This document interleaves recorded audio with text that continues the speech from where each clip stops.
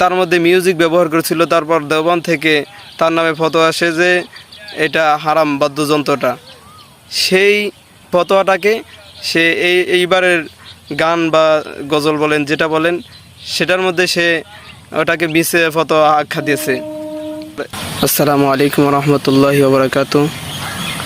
বর্তমানে সোশ্যাল মিডিয়ার ভিতর একটা বিষয় নিয়ে ব্যাপক আলোচনা চলতেছে, তা হলো ইসলামী সঙ্গীতের ভিতর বা যে কোনো সঙ্গীতের ভিতর মিউজিক নিয়ে এটা কি হালাল না হারাম।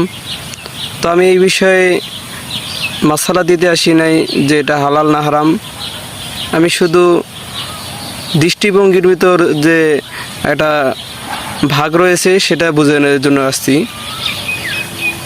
যে আমাদের দৃষ্টিভঙ্গিটা কীরকম, আগের জমানার মানুষের দৃষ্টিভঙ্গি কীরকম ছিল। এই জমানার মানুষের দৃষ্টিভঙ্গি হলো যে একটা জিনিস হারাম হইলে সেটাকে কিভাবে হালাল করা যায়। মনে করেন এক হুজুরের কাছে সে চলে গেল, যাওয়ার পর জিজ্ঞাসা করলো এই ব্যাপারটা এটা কি হালাল না হারাম।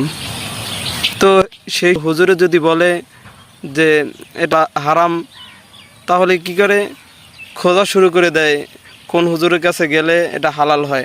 অন্য এক হুজুরের কাছে গেছে, সেও বলছে এটা হারাম। আর এক হুজুরের কাছে গেছে, সেও বলছে হারাম।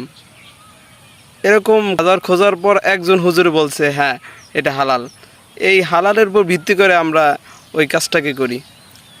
কিন্তু আগের জামানার সিস্টেমগুলো এরকম ছিল, তাদের দৃষ্টিভঙ্গি ছিল। তো সে হালাল শুনছে, অন্য এক আলেমের কাছে গেছে, অন্য এক আলেমের কাছে যাওয়ার পর সেও বলছে হালাল।